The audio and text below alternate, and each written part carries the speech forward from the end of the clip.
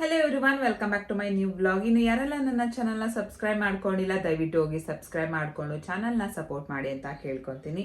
ಮತ್ತು ಸಪೋರ್ಟ್ ಮಾಡ್ತಾ ಇರೋರಿಗೆ ತುಂಬಾ ಥ್ಯಾಂಕ್ಸ್. ಇದೇ ರೀತಿ ಸಪೋರ್ಟ್ ಮಾಡಿ. ಇವತ್ತಿನ ಒಂದು ವಿಡಿಯೋದಲ್ಲಿ ಸಿ ಸೆಕ್ಷನ್ ಆಗಿರೋರು ಬಟ್ಟೆ ಕಟ್ಕೋಬೋದಾ ಅಥವಾ ಬೆಲ್ಟ್ ಹಾಕೊಬೋದಾ, ಮತ್ತು ಹೊಟ್ಟೆ ಯಾವ ಥರ ಕರಗಿಸ್ಕೊಬೋದು, ಯಾವುದಾದ್ರೂ ಮನೆ ಮದ್ದುಗಳು ಯಾವುದಾದ್ರೂ ಇದೆಯಾ, ಇಲ್ಲಾಂದರೆ ಬೇರೆ ಏನಾದರೂ ಟ್ರಿಕ್ಗಳನ್ನ ಯೂಸ್ ಮಾಡ್ಬೋದಾ ಅನ್ನೋದ್ರ ಬಗ್ಗೆ ಇವತ್ತಿನ ಒಂದು ವಿಡಿಯೋದಲ್ಲಿ ತಿಳ್ಕೊಳ್ಳೋಣ. ಈ ವಿಡಿಯೋ ನಿಮ್ಗೇನಾದರೂ ಯೂಸ್ಫುಲ್ ಅಂತ ಅನಿಸಿದ್ರೆ ದಯವಿಟ್ಟು ಚಾನಲ್ನ ಸಬ್ಸ್ಕ್ರೈಬ್ ಮಾಡಿಕೊಂಡು ಸಪೋರ್ಟ್ ಮಾಡಿ ಅಂತ ಕೇಳ್ಕೊತೀನಿ. ಮೊದಲಿಗೆ ಸಿ ಸೆಕ್ಷನ್ ಆಗಿರೋರು ಯಾವತ್ತೂ ಅಷ್ಟೇ ಬಟ್ಟೆನ ಕಟ್ಟಕ್ಕೆ ಹೋಗ್ಬಾರ್ದು. ಮ್ಯಾಕ್ಸಿಮಮ್ 1 ಮಂತ್ ತನಕನೂ ಬಟ್ಟೆನ ಕಟ್ಟಬಾರ್ದು. ಯಾಕಂತಂದರೆ ಹೊಲಿಗೆ ಬಿಟ್ಕೊಳ್ಳೋ ಚಾನ್ಸಸ್ಸು ತುಂಬಾ ಇರುತ್ತೆ. ಯಾಕಂತಂದರೆ ಇವಾಗಿನ ಒಂದು ಟ್ರೆಂಡಿಂಗಲ್ಲಿ ಒಂದು 3-4 ಥರ, ನನಗೆ ಗೊತ್ತಿರೋ ಪ್ರಕಾರ ಒಂದು 3 ಥರ ಏನೋ ಸ್ಟಿಚಿಂಗ್ನ ಮಾಡ್ತಾರೆ. ಮೊದಲನೇದಾಗಿ ಏನು ಹೊಲಿಗೆನ ಹಾಕ್ತಾರೆ ಥ್ರೆಡ್ಡಲ್ಲಿ, ಅದು ಬಿಟ್ಟು ಗಮ್ನ ಹಾಕ್ತಾರೆ. ಅದು ಬಿಟ್ಟರೆ ಸ್ಟಾಪ್ಲರ್ ಪಿನ್ ಥರ ಬರುತ್ತೆ, ಆ ಥರ ಒಂದು ಆಪ್ರೇಷನ್ನ ಮಾಡಿ ಸ್ಟಾಪ್ಲರ್ ಪಿನ್ ಥರ ಹಾಕ್ತಾರೆ. ಇಲ್ಲ ಅಂತಂದರೆ ಮಿಷಿನಲ್ಲೇ ಹಾಕ್ತಾರೆ. ಒಂದು 4 ಥರ ಇದೆ. ಇದರಲ್ಲಿ ನನಗೆ ಹೊಲಿಗೆನ ಹಾಕಿದ್ರು. ನಿಮ್ಗೆ ಯಾವ ಥರ ಏನು ಆಪ್ರೇಷನ್ ಮಾಡಿದ್ರು ಅನ್ನೋದನ್ನ ಕಾಮೆಂಟ್ ಮಾಡಿ. ನನಗೆ ನಾರ್ಮಲಾಗಿ ಥ್ರೆಡ್ಡಲ್ಲೇ ಏನು ಸ್ಟಿಚ್ನ ಮಾಡಿದರು. ಒಂದು ವಾರ ಆದ ನಂತರ ನಾನು ಆ ಹೊಲಿಗೆನ ಬಿಚ್ಚಿಸ್ಕೊಂಡು ಬಂದೆ. ಅದಕ್ಕೆ ಏನು ಇದು ಒಂದು ಸ್ಪ್ರೇ ಥರ ಕೊಟ್ಟಿದ್ರು. ಇವಾಗ ಸ್ನಾನ ಮಾಡಬೇಕಂತಂದರೆ ನೀರಾಗ್ಬಿಡುತ್ತಲ್ವ, ಸೊ ಅದರಿಂದ ಸ್ನಾನ ಆದ ನಂತರ ನೀಟಾಗಿ ಒಂದು ಡ್ರೈ ಆದ ಬಟ್ಟೆಯಲ್ಲಿ ಒರೆಸ್ಬಿಟ್ಟು ಅದಕ್ಕೆ ಸ್ಪ್ರೇನ ಮಾಡಿದ್ರೆ ಅದು ಏನು ನೀರೆಲ್ಲ ಹೀರ್ಕೊಂಡ್ಬಿಡುತ್ತೆ. ಒಂದು ಪ್ರೊಟೆಕ್ಷನ್ಗೋಸ್ಕರ ಅಂತ ಅಂದ್ಬಿಟ್ಟು ಒಂದು ಸ್ಪ್ರೇನ ಕೊಟ್ಟಿದ್ರು. ಜಸ್ಟ್ ನಾನು ಅದನ್ನು ಮಾತ್ರ ನಾನು ಯೂಸ್ ಮಾಡ್ತಿದ್ದೀನಿ. ಇನ್ನು ಬಟ್ಟೆ ಎಲ್ಲ ಏನು ಕಟ್ಟಕ್ಕೆ ಹೋಗಿಲ್ಲ. ಕಟ್ಟಬೇಕು, ಕಟ್ತೀನಿ. ಬಟ್ ನನಗೆ ಹೊಟ್ಟೆ ಏನು ನನಗೆ ಆಲ್ರೆಡಿ ಎಲ್ಲ ಕರ್ಗೋಗ್ಬಿಟ್ಟಿದೆ. ನಾನು ಒಂದು ಪ್ರೆಗ್ನೆಂಟ್ ಟೈಮಲ್ಲಿ ನಾನು ಒಂದು 60 kg ವೇಟ್ ಗೇನ್ ಆಗಿದ್ದೆ. 60 kg ಇದ್ದೆ, 54 ಇದ್ದೆ. ಒಂದು 6-7 kgs ಅಷ್ಟೇ ನಾನು ಜಾಸ್ತಿ ಆಗಿದ್ದೆ. ಬಟ್ ಆಪರೇಷನ್ ಆದ ನಂತರ, ಡೆಲಿವರಿ ಆದ ನಂತರ ನನಗೆ ಹೊಟ್ಟೆ ಫುಲ್ಲಾಗಿ ಕ್ಲಿಯರ್ ಆಗಿದೆ. ಅಟ್ ಪ್ರೆಸೆಂಟ್ ಇವಾಗಿನ ತನಕ ನನಗೆ ಹೊಟ್ಟೆ ಕಾಣಿಸೋದೇ ಇಲ್ಲ. ನೀವು ನೋಡ್ಬೋದು ಬೇಕಂತಂದರೆ. ನಾರ್ಮಲ್ ಆಗಿ ನಾನು ಪ್ರೆಗ್ನೆಂಟ್ಗಿಂತ ಮುಂಚೆ ಯಾವ ಥರ ಇದ್ದೆ ಅದೇ ಥರ ಇದೆ. ಸ್ವಲ್ಪನೂ ನನಗೆ ಹೊಟ್ಟೆ ಇಲ್ಲ. ಬಟ್ ನೆಕ್ಸ್ಟು ಹೊಟ್ಟೆ ಬರುತ್ತೇನೋ ಗೊತ್ತಿಲ್ಲ. ಬಟ್ ನಾವು ಯಾವ ರೀತಿ ನಾವು ಮೇಂಟೈನ್ ಮಾಡ್ತೀವಿ ಅನ್ನೋದ್ರ ಮೇಲೆ ಡಿಪೆಂಡ್ ಆಗುತ್ತೆ. ಇದಕ್ಕೆ ನಾವು ಏನೇನು ಯೂಸ್ ಮಾಡ್ಬೋದು, ಇಲ್ಲಿವರೆಗೆ ನಾನೇನು ಯೂಸ್ ಮಾಡ್ತಾ ಇದ್ದೆ ಅಂತಂದರೆ, ಸಿಸರಿನ್ ಆದ ನಂತರ ಒಂದು ವಾರ ಏನು ಅಂತಂದರೆ, ನಾರ್ಮಲಾಗಿ ಇವಾಗ ಯಾವುದೇ ಆಪ್ರೇಷನ್ ಆದರೂ ನೀಟಾಗಿ ಸ್ನಾನ ಮಾಡಿಕೊಂಡು ಫ್ರೆಶ್ ಅಪ್ ಆಗಿರಿ ಅಂತ ಅಂತಾರೆ. ಸೊ ನಾನು ಕೂಡ ಅಷ್ಟೇ ಅಲ್ಲಿಂದ ಬರಬೇಕಾದ್ರೆ ಒಂದು ಏನು ವಾಟರ್ ಪ್ರೂಫ್ದು ಒಂಥರ ಇದು ಬರುತ್ತೆ, ಏನೋ ಪ್ಲಾಸ್ಟರ್ ಥರ ಬರುತ್ತೆ, ಅದನ್ನು ಅಂಟಿಸಿದ್ರು. ಒಂದು ವಾರ ತನಕ ಆರಾಮ್ಸೆ ಆಗಿ ಸ್ನಾನ ಎಲ್ಲ ಮಾಡ್ಕೊಂಡಿದ್ದೆ. ಅದು ಒಳಗಡೆ ಏನು ಲೀಕೇಜ್ ಆಗೋ ಥರ ಆ ಥರದ್ದು ಏನೂ ಇರಲಿಲ್ಲ. ಅದಾದಮೇಲೆ ಹೊಲಿಗೆ ಬಿಚ್ಚಿದ್ಮೇಲೆ ನಾರ್ಮಲಾಗಿ ನಾನು ಸ್ನಾನ ಮಾಡಿಕೊಂಡು ನೀಟಾಗಿ ಒರೆಸ್ಕೊಂಡು ಡ್ರೈಯರಲ್ಲಿ ಡ್ರೈ ಮಾಡ್ಕೊತೀನಿ. ಸೊ ಅದ್ರದ್ದು ನನಗೇನು ಪ್ರಾಬ್ಲಮ್ ಇಲ್ಲ. ಇವಾಗ ನಾನು ಬಟ್ಟೆನ ಕಟ್ತೀನ ಅಂತಂದರೆ ನಿಜವಾಗ್ಲೂ ನಾನು ಇವಾಗ ಬಟ್ಟೆನ ಕಟ್ಟಕ್ಕೆ ಹೋಗಿಲ್ಲ. ಇನ್ನೇನು ಹತ್ತತ್ರ ಒಂದು 4 days ಆದರೆ ನಂದು 1 month ಆಗುತ್ತೆ ಡೆಲಿವರಿ ಆಗಿ. ಇದುವರೆಗೂ ನಾನು ಬಟ್ಟೆನ ಕಟ್ಟಕ್ಕೆ ಹೋಗಿಲ್ಲ. ಯಾಕಂತಂದರೆ ನನಗೂ ಭಯ. ಯಾಕಂದರೆ ನನಗೆ ಆಲ್ರೆಡಿ ಒಂದು ಸರ್ಜರಿ ಆಗಿರೋದ್ರಿಂದ ಇವಾಗ ಬಟ್ಟೆ ಕಟ್ಟೋದೇನಾಗುತ್ತೆ, ಸ್ವಲ್ಪ ಏನಾದರೂ ನೋವಾಗುತ್ತೇನೋ ಅನ್ನೋ ಒಂದು ಭಯದಲ್ಲಿ ನಾನಿನ್ನೂ ಬಟ್ಟೆನ ಕಟ್ಟಕ್ಕೆ ಹೋಗಿಲ್ಲ. ಬೆಲ್ಟ್ನು ಕೂಡ ನಾನು ಹಾಕೊಳ್ಳೋಕೆ ಹೋಗಿಲ್ಲ. ಸದ್ಯಕ್ಕೆ ಹೊಟ್ಟೆ ಇಲ್ವಲ್ಲ, ಸೊ ಅದರಿಂದ. ಯಾಕಂತಂದರೆ ಇವಾಗ ನಾವು ಅಷ್ಟಾಗಿ ಏನು ಜಾಸ್ತಿ ಊಟ ಎಲ್ಲ ತಿನ್ನೋದಿಲ್ಲ, ಮತ್ತು ಸ್ಪೈಸಿ ಫುಡ್ ಆ ಥರದ್ದೇನು ತಿನ್ನದೇ ಇರೋ ಕಾರಣ ಹೊಟ್ಟೆ ಏನೋ ಬರೋದಿಲ್ಲ. ಸೊ ಅದರಿಂದ ಇವಾಗ ನಮಗೆ ಡೆಲಿವರಿಗಿಂತ ಮುಂಚೆ ಏನಾಗಿರುತ್ತೆ, ಹೊಟ್ಟೆ ಬೇಬಿ ಬಂಪ್ ಇರೋದ್ರಿಂದ ಬೇಬಿ ಒಳಗಡೆ ಎಲ್ಲ ಏನು ಎಲ್ಲ ಪಾರ್ಟ್ಸ್ಗಳು ಸ್ವಲ್ಪ ದಪ್ಪ ಆಗಿರುತ್ತಲ್ವ. ಸೊ ಈ ಡೆಲಿವರಿ ಆದ ನಂತರ ಅದನ್ನು ನಾವು ಸಣ್ಣ ಮಾಡ್ಕೊಂಬಿಡ್ಬೇಕು. ಯಾಕಂತಂದರೆ ಅದು ನಾವು ಏನೋ ಬಟ್ಟೆ ಕಟ್ತೀರಾ ಮತ್ತು ಊಟದಲ್ಲಾಗಿರಲಿ ಏನು ಸ್ವಲ್ಪ ಕಟ್ಟುನಿಟ್ಟಾಗಿ ಇರಲಿಲ್ಲ ಅಂತಂದ್ರೆ ಏನಾಗುತ್ತೆ, ಅದು ಹಂಗೆ ಹೊಟ್ಟೆ ಬೊಜ್ಜು ಥರ ಫ್ಯಾಟ್ ಹಂಗೆ ಕೂತ್ಕೊಂಡ್ಬಿಟ್ಟಿರುತ್ತೆ. ಸೊ ಡೆಲಿವರಿ ಆದಮೇಲೆ ಏನು ಮಾಡಬೇಕು, ಡೆಲಿವರಿ ಆದಾಗಿಂದ ನಾವು ಆದಷ್ಟು ಸ್ನಾನ ಮಾಡಿದಾಗಿರಲಿ ಡೈಲಿ ನಾವು ಕಾಫಿನ ಕುಡಿಬೇಕು. ಕಾಫಿ ಕುಡಿಯೋದ್ರಿಂದ ಏನು ನಮಗೆ ಯೂಸ್ಫುಲ್ ಆಗುತ್ತೆ ಅಂತ ಅಂದರೆ, ಇವಾಗ ನಾರ್ಮಲ್ ಡೆಲಿವರಿ ಆದರೆ ನೀರು ನಮ್ಮ ಬಾಡಿಯಲ್ಲಿ ಇರುವಂತಹ ಕೆಟ್ಟ ನೀರೇನಿದೆ ಅದು ಹೋಗ್ಬಿಡುತ್ತೆ. ಸ್ವಲ್ಪ ನೀಟಾಗಿ ಬ್ಲೀಡಿಂಗ್ ಎಲ್ಲ ಚೆನ್ನಾಗಿ ಆಗುತ್ತೆ. ಬಟ್ ಸಿಸರಿನ್ ಆಗಿರೋದ್ರಿಂದ ಬ್ಲೀಡಿಂಗು ಅಷ್ಟಾಗಿ ಆಗೋದಿಲ್ಲ. ಕೆಲವೊಬ್ರಿಗೆ ಆಗುತ್ತೆ, ಕೆಲವೊಬ್ರಿಗೆ ಆಗೋದಿಲ್ಲ. ಅಂದರೆ ಬಾಡಿ ಮೇಲೆ ಡಿಪೆಂಡ್ ಆಗುತ್ತೆ. ನೀರು ಅಷ್ಟೇ ಸಿಸರಿನ್ ಆಗಿರೋದ್ರಿಂದ ಸ್ವಲ್ಪ ಮಟ್ಟಿಗೆ ನೀರು ಮತ್ತು ಗಲೀಜು ನೀರು ಇದ್ದೇ ಇರುತ್ತೆ, ಯಾರಿಗಾದರೂ ಅಷ್ಟೇ ಇದ್ದೇ ಇರುತ್ತೆ. ಸೊ ಆ ನೀರು ಒಳಗಡೆ ಇದ್ದಾಗ ಏನಾಗುತ್ತೆ, ಫ್ಯಾಟ್ ಅದೇನೆ ನಮಗೆ ಹೊಟ್ಟೆ ಬೊಜ್ಜು ಬರೋಕ್ಕೆ ಕಾರಣನೇ ಅದು. ಹೊಟ್ಟೆ ಕಡಿಮೆ ಆಗಿಲ್ಲ ಅಂದರೆ ಕಾರಣನೇ ಅದು. ತುಂಬ ಜನ ಏನು ಮಾಡ್ತಾರೆ, ಕಾಫಿ ಕುಡಿಯಲ್ಲ, ಏನು ಮಾಡಲ್ಲ, ಸುಮ್ಮನೆ ಇದ್ದುಬಿಟ್ಟಿರ್ತಾರೆ. ಸೊ ಅಂಥವ್ರಿಗೆ ಏನಾಗುತ್ತೆ, ಆಮೇಲೆ ಬಟ್ಟೆನೂ ಕಟ್ಟಲ್ಲ. ಸೀಸರಿನ್ ಆಗಿರೋದ್ರಿಂದ ಬಟ್ಟೆ ಕಟ್ಟಬೇಡಿ ಅಂತ ಡಾಕ್ಟರ್ಗಳು ಹೇಳ್ತಾರೆ. ಸೊ ಸರಿ ಅಂತ ಅಂದ್ಬಿಟ್ಟು ಹಂಗೇನೆ ಇದ್ಬಿಡ್ತಾರೆ. ಇನ್ನು ಕೆಲವೊಬ್ರು ಏನು ಮಾಡ್ತಾರೆ, 1 ಮಂತ್ ಆದಮೇಲೆ ಕಟ್ತಾರೆ. ಆದಷ್ಟು ಕಟ್ಕೊಂಡು ಬೆಲ್ಟೆ ಅದು ಇದು ಏನಾದರೂ ಒಂದು ಹಾಕ್ಕೊಂಡು ಸರಿ ಮಾಡ್ಕೊತಾರೆ. ಇನ್ನು ಕೆಲವೊಬ್ರು ಏನು ಮಾಡ್ತಾರೆ, ಆಮೇಲೆ ಸ್ವಲ್ಪ ಒಂದು 1 ಇಯರ್ ಆದಮೇಲೆ ಎಕ್ಸಸೈಸ್ಗಳು, ಜಿಮ್ ಅದು ಇದು ಮಾಡಿಕೊಂಡು ಕರಗಿಸ್ಕೊಳ್ಳೋಣ ಅಂತ ಅಂದ್ಬಿಟ್ಟು ತುಂಬಾ ಲೇಸಿ ಆಗಿಬಿಟ್ಟಿರ್ತಾರೆ. ಬಟ್ ಎಲ್ಲ ಫ್ಯಾಮಿಲಿಯಲ್ಲೂ ಒಂದೇ ಥರ ಇರೋದಿಲ್ಲ.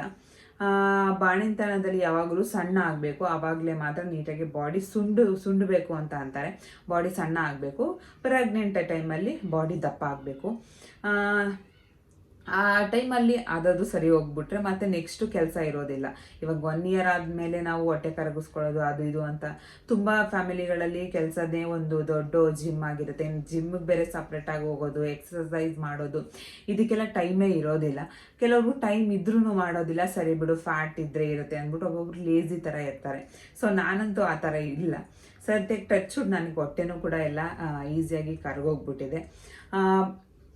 ಸಪೋಸ್ ಏನಾದರೂ ನೀವು ಒಂದು ಸೀಸರಿನ್ ಆದಮೇಲೆ ಬಟ್ಟೆ ಕಟ್ತೀನಿ ಅನ್ನೋರು ಏನಾದರೂ ಇದ್ದರೆ ದಯವಿಟ್ಟು 1 ಮಂತ್ ಆದಮೇಲೆ ನೀವು ಬಟ್ಟೆ ಆರಾಮ್ಸೆ ಕಟ್ಕೋಬೋದು. ನಾನು ಕೂಡ 1 ಮಂತ್ ಆದ ನಂತರ ಒಂದು ವೀಕ್ ಆದಮೇಲೆ ನಾನು ಕೂಡ ತುಂಬ ಟೈಟಾಗಿ ಕಟ್ಕೊಬಾರ್ದು. ಯಾವಾಗಲೂ ಅಷ್ಟೇ ಬಟ್ಟೆ ಕಟ್ಟೋರು ಏನಾದರೂ ಇದ್ದರೆ ಫಸ್ಟು ಹೊಟ್ಟೆಗೆ ಒಂದು ಒಂದು ಬಟ್ಟೆನ ಸುತ್ತಬಿಟ್ಟು ಅದಾದ ನಂತರ ನೆಕ್ಸ್ಟು ಬಟ್ಟೆನ ಕಟ್ಕೊಳ್ಳೋದ್ರಿಂದ ತುಂಬಾ ಒಳ್ಳೆಯದು. ಇಲ್ಲಾಂತಂದರೆ ಏನಾಗ್ಬಿಡುತ್ತೆ, ಸ್ಕಿನ್ನು ಹೋಗ್ಬಿಡುತ್ತೆ, ಸ್ಕಿನ್ ಡ್ಯಾಮೇಜ್ ಆಗೋ ಚಾನ್ಸಸ್ ಇರುತ್ತೆ. ಸೊ ಅದರಿಂದ ಸಪೋಸ್ ಆ ಬಟ್ಟೆ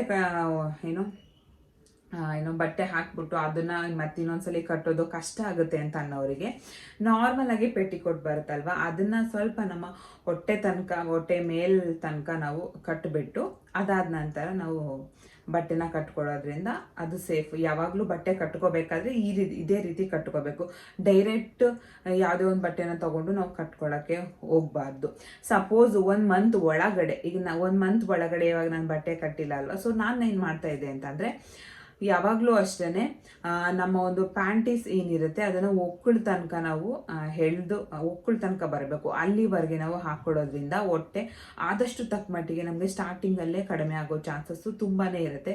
ಈ ಟ್ರಿಕ್ನ ನಾನು ಯೂಸ್ ಮಾಡ್ತಾ ಇರೋದು. ಅದ್ರ ಜೊತೆಗೆ ಮತ್ತು ಒಂದು ಎಲಾಸ್ಟ್ರಿಕ್ದು ಯಾವುದೇ ಪ್ಯಾಂಟ್ ಆದರೂ ಅಷ್ಟೇ, ತುಂಬ ಎಲಾಸ್ಟ್ರಿಕ್ ಪ್ಯಾಂಟ್ಗಳು ಬರ್ತವೆ, ಅದನ್ನು ನಮ್ಮ ಒಕ್ಕಲಿಂದ ಮೇಲ್ಗಡೆ ಇನ್ನೊಂದು ಲೇಯರ್ ಆಗಿ ಹಾಕ್ಕೊಳ್ಳೋದ್ರಿಂದ ಹೊಟ್ಟೆ ಆದಷ್ಟು ಕಡಿಮೆ ಆಗಿಬಿಡುತ್ತೆ. ಇವಾಗ ನಾನು ಅಷ್ಟೇ, ಈಗ ನಾನು ಬಟ್ಟೆ ಕಟ್ಕೊಂಡಿಲ್ವಲ್ಲ, ಸೊ ಅದರಿಂದ ಈಗ ನಾನೇನು ಮಾಡ್ತಾಯಿದ್ದೆ, ನಾನು ಈ ಥರ ಯೂಸ್ ಮಾಡ್ಕೊಂಡಿದ್ದೆ. ಸೊ ಅದರಿಂದನೇ ನನಗೆ ಹೊಟ್ಟೆ ಕಡಿಮೆ ಆಗಿಬಿಟ್ಟಿದೆ.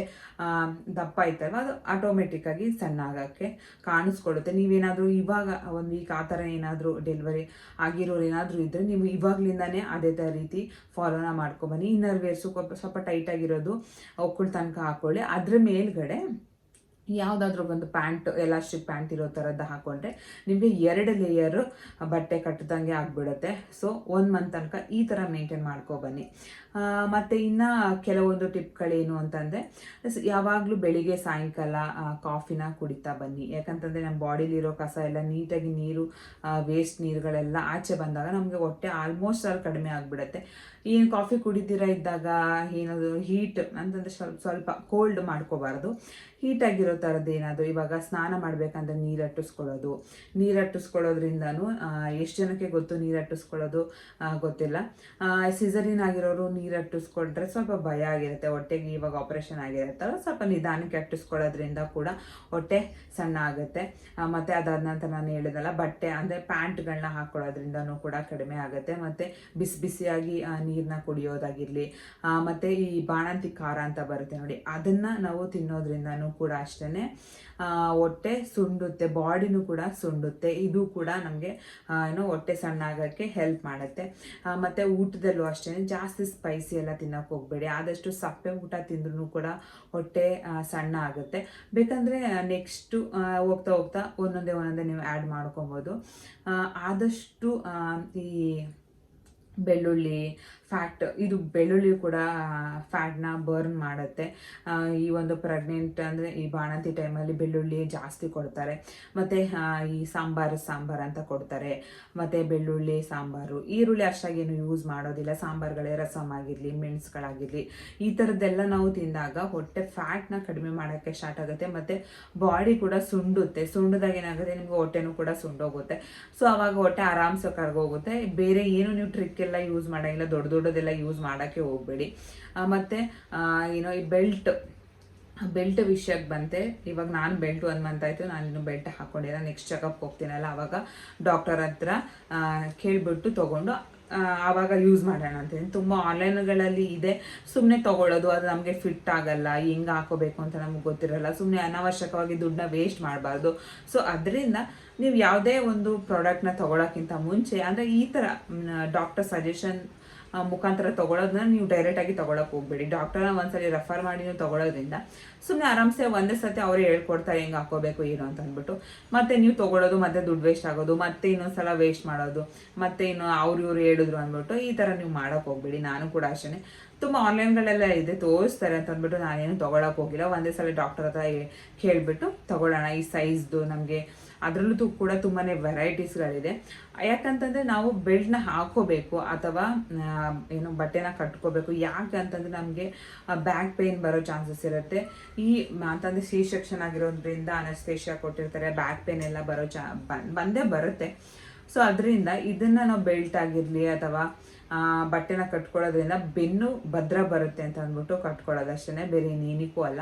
ಮತ್ತು ಹಂಗೆ ಹೊಟ್ಟೆನೂ ಕೂಡ ಕಡಿಮೆ ಆಗಲಿ ಅಂತ ಅಂದ್ಬಿಟ್ಟು ಕಟ್ಕೊತಾರೆ. ಬಟ್ಟೆ ಕಟ್ಕೊಳ್ಳೋದ್ರಿಂದ ಏನೂ ಆಗೋದಿಲ್ಲ. ಆದಷ್ಟು ಸ್ವಲ್ಪ ನೀವು ನೋಡಿಕೊಂಡು ನಿಮಗೆ ಎಷ್ಟು ಕಂಫರ್ಟಬಲ್ ಅನಿಸುತ್ತೆ, ತುಂಬ ಟೈಟಾಗೂ ಕಟ್ಕೊಳ್ಳೋಕೆ ಹೋಗ್ಬಾರ್ದು. ಯಾಕಂದರೆ ಸ್ಕಿನ್ ಆಮೇಲೆ ಪೀಲ್ ಆಗಿಬಿಟ್ರೆ ಆಮೇಲೆ ಕಷ್ಟ ಆಗೋಗುತ್ತೆ, ಮತ್ತು ಇನ್ನೊಂದು ಪ್ರಾಬ್ಲಮ್ ಆಗೋಗುತ್ತೆ. ಸೊ ಸಪೋಸ್ ನಮಗೆ ಬಟ್ಟೆ ಎಲ್ಲ ಕಟ್ಕೊಳ್ಳೋಕೆ ಬರೋದಿಲ್ಲ ಅಂತ ಅನ್ನೋರು ಬೇಕಂತಂದರೆ ನಾನು ಹೇಳಿದ್ನಲ್ಲ ಎಲಾಸ್ಟಿಕ್ದು ಪ್ಯಾಂಟ್ ಬರುತ್ತಲ್ಲ, ಅದನ್ನು ಹಾಕ್ಕೊಂಡ್ರೆ ತುಂಬಾ ಬೆಸ್ಟ್ ಅಂತಲೇ ಹೇಳ್ಬೋದು. ಸ್ಟಾರ್ಟಿಂಗಿಂದನೇ ಹಾಕ್ಕೊಂಡ್ಬಂದ್ಬಿಡ್ಬೇಕು, ಅದನ್ನು ಮಧ್ಯದಲ್ಲಿ ಹಾಕ್ಕೊಂಡ್ರೆ ಆಗೋದಿಲ್ಲ. ಬಟ್ ಇವಾಗ ಹಾಕೋತೀನಿ ಅನ್ನೋರು ಕೂಡ ಹಾಕೋಬೋದು. ಸದ್ಯಕ್ಕೆ ನಾನು ಅದನ್ನೇ ಯೂಸ್ ಮಾಡ್ತಾ ಇರೋದು. ಪ್ಯಾಂಡೀಸ್ನು ಕೂಡ ಅಷ್ಟೇ ಸ್ವಲ್ಪ ಟೈಟಾಗಿರೋದನ್ನ ಒಕ್ಲತ್ರ ತನಕ ಹಾಕ್ಕೊತೀನಿ. ಅದಾದ ನಂತರ ಯಾವುದಾದ್ರೂ ಒಂದು ಎಲಾಸ್ಟಿಕ್ ಪ್ಯಾಂಟ್ನ ಅದ್ರ ಮೇಲ್ಗಡೆ ಹಾಕ್ಕೊತೀನಿ. ಅದ್ರ 2 ಸ್ಟೆಪ್ ಆಗೋಗುತ್ತೆ. ಸೊ ಅದರಿಂದ ನನಗೆ ಹೊಟ್ಟೆ ಬರ್ನ್ ಆಗಿಬಿಟ್ಟಿರೋದು. ಬೇರೆ ನೀರು ನಾನು ಯೂಸ್ ಮಾಡ್ತಾ ಇಲ್ಲ. ಮತ್ತು ಸ್ನಾನ ಮಾಡಬೇಕಾದ್ರೆ ನೀರು ಅಟ್ಟಿಸ್ಕೊಳ್ಳೋದು, ಕಾಫಿ ಕುಡಿಯೋದು, ಈ ಥರ ಬರ್ತಾಯಿದ್ದೀನಿ ಅಷ್ಟೇ. ಇದೇ ಸಿಂಪಲ್ ಟ್ರಿಕ್ನ ನಾವು ಕೆಲವೊಂದು ಏನು ಮಾಡ್ಬೇಕಂತಂದರೆ ಸಿಂಪಲ್ ಆಗಿರೋವೇ ದೊಡ್ಡ ಸೊಲ್ಯೂಷನ್, ಏನು ದೊಡ್ಡ ಪ್ರಾಬ್ಲಮ್ಗೆ ಸೊಲ್ಯೂಷನ್ ಆಗೋಗುತ್ತೆ. ಕೆಲವೊಂದು ದೊಡ್ಡ ಪ್ರಾಬ್ಲಮ್ ಇದ್ರೂ ದೊಡ್ಡ ಏನೋ ಸೊಲ್ಯೂಷನ್ ತಗೊಬಂದ್ರೂ ಆಗೋದಿಲ್ಲ. ಅದನ್ನ ನಾವು ಯಾವ ಥರ ಯೂಸ್ ಮಾಡ್ಕೋತೀವಿ ಅನ್ನೋದ್ರ ಮೇಲೆ ಡಿಪೆಂಡ್ ಆಗುತ್ತೆ. ಸದ್ಯಕ್ಕೆ ನಾನು ಯೂಸ್ ಮಾಡ್ತಾ ಇರೋದು. ಸಪೋಸ್ ನಾನು ಯಾವ್ದಾದ್ರು ಬೆಲ್ಟ್ ತಗೋತೀನಲ್ವ, ಅವಾಗ ಬೇಕಂದರೆ ನಾನು ಮಾತ್ರ ರೆಫರ್ ಮಾಡ್ತೀನಿ. ಮತ್ತು ಇದನ್ನು ಏನಪ್ಪ ಬಟ್ಟೆನ ಕಟ್ಕೋತಾರಲ್ಲ, ಸದ್ಯಕ್ಕೆ ನಾನು ಕಟ್ಟಿಲ್ಲ. ಸಪೋಸ್ ಏನಾದರೂ ನಾನು ಕಟ್ಕೋತಾ ಇದ್ದೀನಿ ಅಂತ ಅಂದರೆ ಅದನ್ನು ಯಾವ ಥರ ಕಟ್ಕೋತೀನಿ ಅಂತಲೂ ಕೂಡ ನಾನು ಹೇಳ್ತೀನಿ. ಯಾಕಂದರೆ ನನಗೆ 2 ಸರ್ಜರಿ ಆಗಿರೋದ್ರಿಂದ ಸ್ವಲ್ಪ ನನಗೆ ಕಷ್ಟ ಆಗುತ್ತೆ ಕಟ್ಕೊಳ್ಳೋಕ್ಕೆ. ಇನ್ನೊಂದು ಪ್ಯಾಂಕ್ರಿಯಾಸ್ದು ಅದೇನಾದರೂ ಪೇಯ್ನ್ ಬಂದುಬಿಡುತ್ತೆ ಅಂತ ಅಂದ್ಬಿಟ್ಟು ನಾನು ಏನು ಕಟ್ಟಕ್ಕೆ ಹೋಗಿಲ್ಲ. ಸಪೋಸ್ ಕಟ್ಟಿದ್ರೆ ನಿಮ್ಮ ಹತ್ರ ನಾನು ಶೇರ್ ಮಾಡ್ಕೊತೀನಿ. ಈ ಒಂದು ವಿಡಿಯೋ ನಾನು ಇಲ್ಲಿಗೆ ಮುಗಿಸ್ತಾ ಇದ್ದೀನಿ. ನಿಮಗೇನಾದರೂ ಈ ಒಂದು ಸಣ್ಣ ಪುಟ್ಟ ಟಿಪ್ಸ್ ಏನಾದರೂ ಇಷ್ಟ ಆಗಿದ್ರೆ ಪ್ಲೀಸ್ ಲೈಕ್, ಶೇರ್, ಕಮೆಂಟ್ ಮಾಡಿ, ಸಬ್ಸ್ಕ್ರೈಬ್ ಮಾಡಿಕೊಂಡು ಸಪೋರ್ಟ್ ಮಾಡಿ. ನನಗೆ ಯಾವ ರೀತಿ ಹೇಳಕ್ಕೆ ಬರುತ್ತೆ ಆ ರೀತಿ ನಾನು ಹೇಳಿದ್ದೀನಿ. ನಿಮಗೆ ಅರ್ಥ ಆಗ್ತಾ ಇದೆಯೋ ಏನೋ ಅಂತ ನನಗೆ ಗೊತ್ತಿಲ್ಲ. ದಯವಿಟ್ಟು ಏನಾದರೂ ಯಾವ ಥರ ನಾನು ಹೇಳೋದು ಸ್ವಲ್ಪ ಏನಾದರೂ ಚೇಂಜ್ ಮಾಡ್ಕೋಬೇಕು ಅನ್ನೋ ಥರದ್ದು ಏನಾದರೂ ಇದ್ದರೆ ದಯವಿಟ್ಟು ಕಾಮೆಂಟ್ ಮಾಡಿ. ನಾನು ಚೇಂಜ್ ಮಾಡ್ಕೊತೀನಿ. ನನಗೆ ಯಾವ ರೀತಿ ಕನ್ವೆ ಆಗುತ್ತೆ, ನನಗೆ ಯಾವ ರೀತಿ ಹೇಳಕ್ಕೆ ಬರುತ್ತೆ, ನಾನು ಆ ರೀತಿ ನಾನು ಶೇರ್ ಮಾಡ್ಕೊತಾ ಇದ್ದೀನಿ. ಇನ್ನೂ ಸ್ವಲ್ಪ ಇಂಪ್ರೂವ್ಮೆಂಟ್ ಆಗಬೇಕು. ಬಟ್ ಯಾವುದಾದ್ರೂ ಒಂದೊಂದು ಚೇಂಜಸ್ ಏನಾದರೂ ಇದ್ದರೆ ಮಾಡ್ಕೋಬೇಕು ಅಂತಂದರೆ ದಯವಿಟ್ಟು ಕಾಮೆಂಟ್ ಮಾಡಿ. ನಾನು ನೆಕ್ಸ್ಟ್ ವೀಡಿಯೋದಲ್ಲಿ ಅದನ್ನು ನಾನು ಚೇಂಜ್ ಮಾಡ್ಕೊತೀನಿ.